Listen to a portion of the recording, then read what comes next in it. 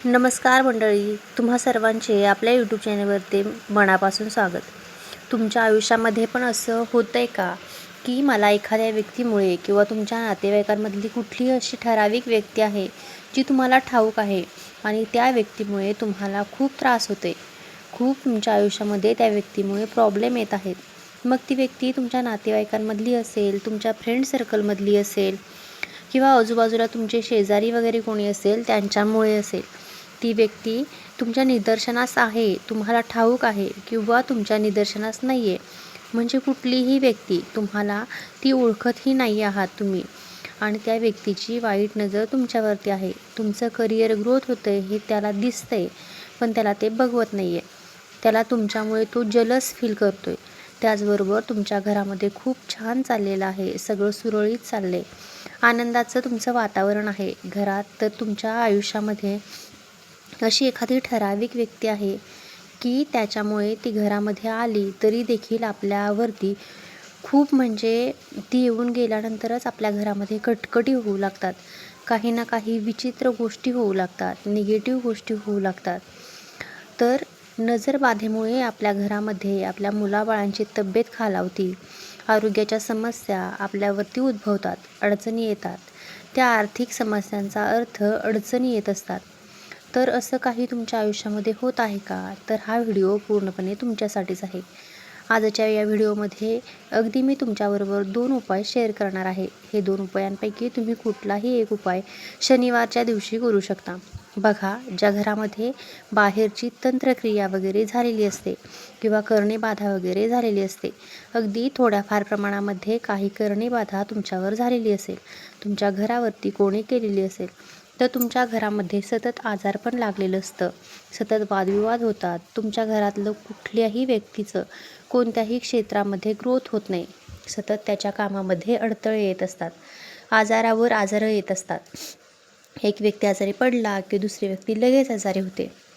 तर असं जे काही आहे ते फक्त आपल्या आयुष्यामध्ये करणेबाधा किंवा मग तुमच्यावरती कुठली विशिष्ट अशी एक तंत्र केलेली असेल किंवा कोणाची वाईट नजर, वाईट दोष, नजरदोष जो असतो त्याच्यामुळे होतो बघा.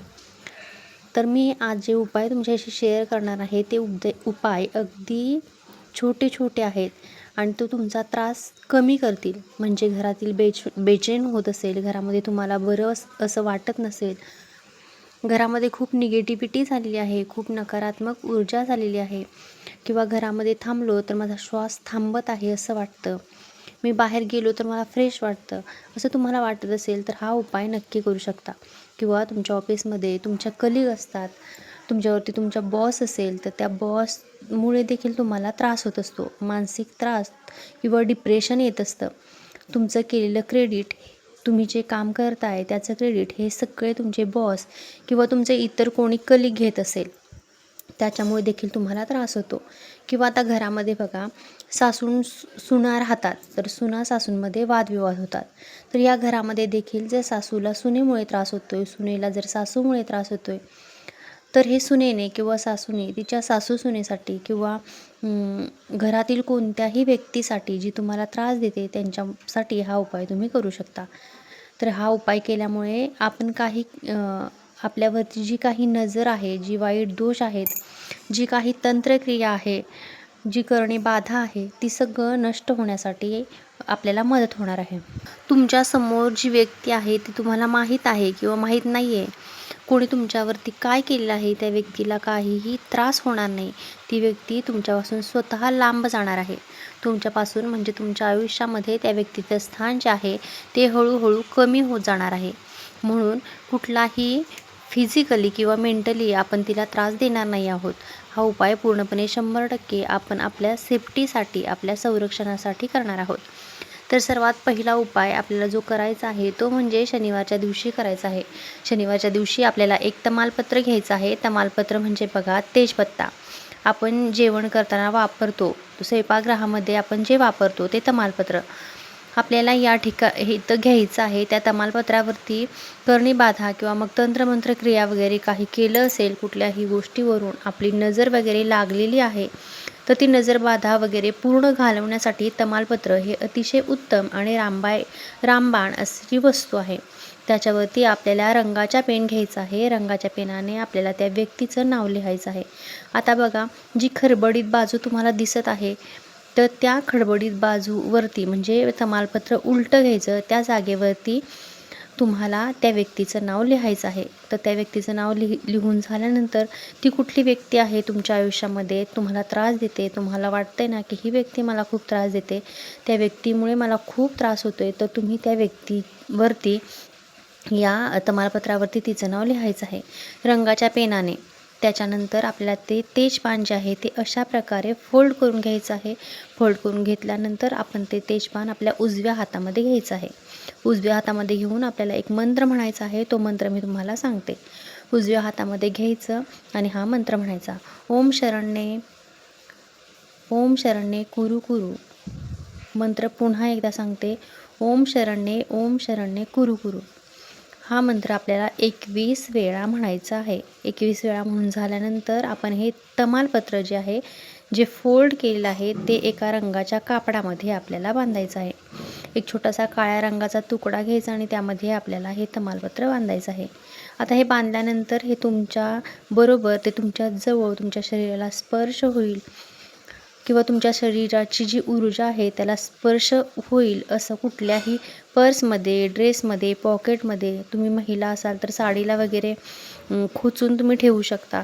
तर अशा पद्धतीनं तुम्ही ते 24 तास तुमच्या जवळ राहील अशा पद्धतीनं दिवस आणि रात्र तुमच्या जवळ राहिलं पाहिजे, कॅरी करता आलं पाहिजे अशा पद्धतीनं ते आपल्याला शनिवार, रविवार, सोमवार असे 3 दिवस आपल्याला जवळ ठेवायचं आहे. 3च दिवसात आपल्याला फरक व्हायला येईल.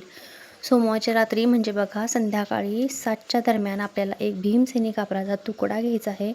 कापराचा तुकडा घेतल्यानंतर तुम्ही एक वाटी घ्या किंवा मातीची पंती घ्या. त्यामध्ये भीमसेनी कापराचा तुकडा टाकायचा आहे. त्यामध्ये 3 लवंगा घ्यायच्या आहेत. त्या 3 लवंगा टाकायच्या. 3 लवंगा आणि ते कापडामध्ये बांधलेलं जे तेजपत्ता आहे तर ते त्याच्यामध्ये टाकून द्यायचं. ते आपल्याला पूर्णपणे प्रज्वलित करून घ्यायचं आहे. कापूर प्रज्वलित करायचा. कापूर प्रज्वलित केल्यानंतर त्याच्यामधील लवंगा असतील किंवा जे आपण आता जे कापड ठेवलं ज्याच्यामध्ये आपण तेजपत्ता गुंडाळून ठेवलेला होता, ते 3 दिवसानंतर आपल्याला त्याच्यामध्ये प्रज्वलित करायचं आहे. आता लक्षात घ्या, तुमच्या आयुष्यातून ती व्यक्ती पूर्णपणे निघून जाऊ देत. पूर्णपणे तिच्यापासून जो त्रास आहे तो पूर्ण नष्ट होऊ दे असं म्हणायचं आहे.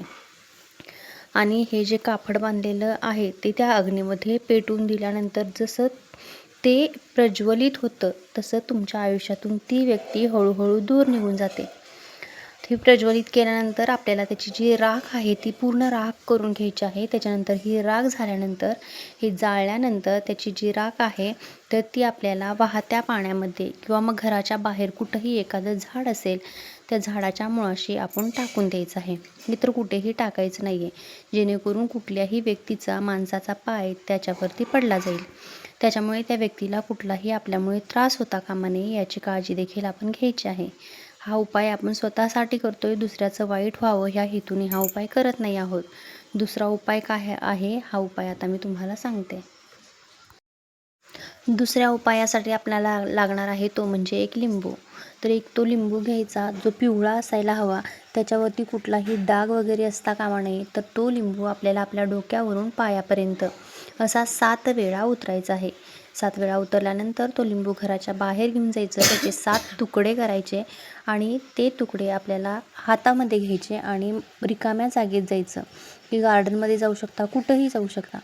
अशा रिकाम्या जागेत गेल्यानंतर त्याचे 7 तुकडे हातात घ्यायचे आणि तुमची जी वाईट व्यक्ती असेल तर म्हणायचं की माझ्या पाठीमागची जी गुप्त शत्रू असेल किंवा जो तुमचा शत्रू असेल त्याचं नाव घ्यायचं आणि ती व्यक्ती आमच्यापासून लांब जाऊ देत, दूर जाऊ देत आणि आमचा त्रास पूर्णपणे कमी होऊ दे असं म्हणून 7 वेळा 7 जे तुकडे आहेत तर ते एक पूर्व, पश्चिम, दक्षिण, उत्तर असे 4 दिशांना 4 टाकायचे. एक वरती टाकायचा 5वा, एक खाली टाकायचा 6वा आणि 7वा तुकडा हा आपल्या पाठीमागं जोराच्या दिशेनं फेकून द्यायचा. आणि त्याच्यानंतर घरी यायचं, हातपाय स्वच्छ धुवायचे आणि त्याच्यानंतरच घरात प्रवेश करायचा. अशा पद्धतीनं हे 2 अगदी साधे सोपे उपाय आहेत. हे केल्यानंतर तुमचा गुप्त शत्रू असेल, तुमचा कोणताही शत्रू असेल तर तो तुमच्यापासून लांब निघून जाईल. तुमच्या आयुष्यातील त्याचा त्रास कायमचा दूर होईल. असेच महत्त्वपूर्ण व्हिडिओज आणि महत्त्वाच्या माहितीसाठी आजच आपल्या चॅनेलला सबस्क्राईब करा. आपण कोणाचंही वाईट करत नाही आहोत, फक्त आपला त्रास कमी करतोय ही गोष्ट लक्षात ठेवा आणि आपल्या चॅनेलला सबस्क्राईब करा.